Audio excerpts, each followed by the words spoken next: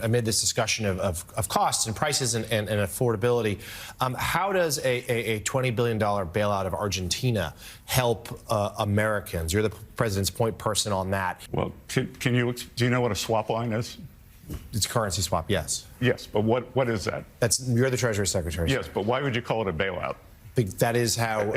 In most bailouts, you don't make money. The U.S. government made money. That's Scott Bessent turning an MSNBC hack inside out with basic facts about government spending and the economy. The second he pushes past their slogans, you can see the panic set in, because the numbers expose everything they've tried to hide for years. Welcome to Nerk News, I'm Nerkish, and it looks like the meltdown over Trump's economic wins gets louder every time Bessent says something true on camera. Because the more Biden's inflation legacy unravels, the harder establishment media works to pretend people didn't live through the price spikes, the grocery hikes, and the chaos. Here's Bessent laying out exactly just how clueless these paid propagandists are. Can you explain to those here who are feeling the pinch, including America's farmers, why the United States is helping out Argentina? The U.S. government made money.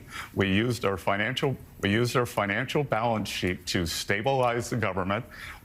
One of our great allies in Latin America, during an election, the president there won in a landslide. The government's going to make money, and I would rather use peace through economic strength than have to be shooting at narco boats coming offshore if the government collapsed. We have a generational opportunity in Latin America to create allies. We just saw an election in Bolivia. We're probably going to see an election in Colombia. We've seen them in Ecuador. We're going to see them in Chile.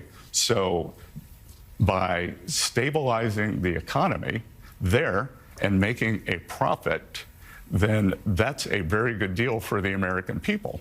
And there's a lot we could have been doing for American farmers, but Democrats closed the government. Yeah, hey, Mr. Secretary, I'm just curious, just to clarify, have we made our money back already from the Argentina bailout or the swap line or whatever you call it? Have we made that money back now? Are you saying we're going to make that money back from them over time? Like, what's the payout for that?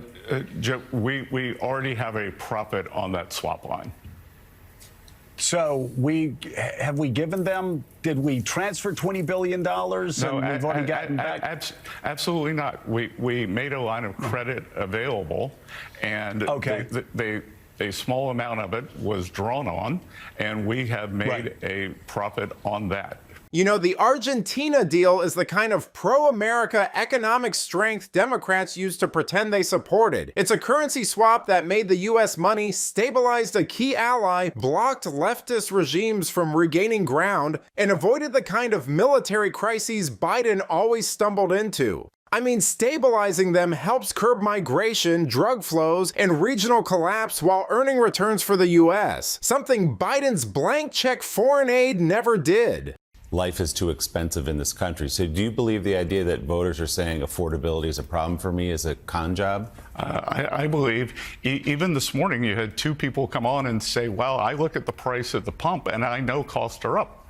Well, gasoline's down. So that is a con job. And I think that's what's frustrating. So you don't believe that all the people who went to vote last Tuesday on the issue of affordability, my rent's too high, I can't afford to buy a house, groceries are too expensive, you think they're just misperceiving what's happening in their lives? I think that that we inherited an affordability crisis. We have slowed the price increases down, and they are going to continue to slow down, and that real working class wages will go up, and that will address the affordability issue. And I think this is what Democrats are afraid to do. They've gone to the courts to try to stop President Trump and this great economy. That hasn't worked. They get overruled at SCOTUS.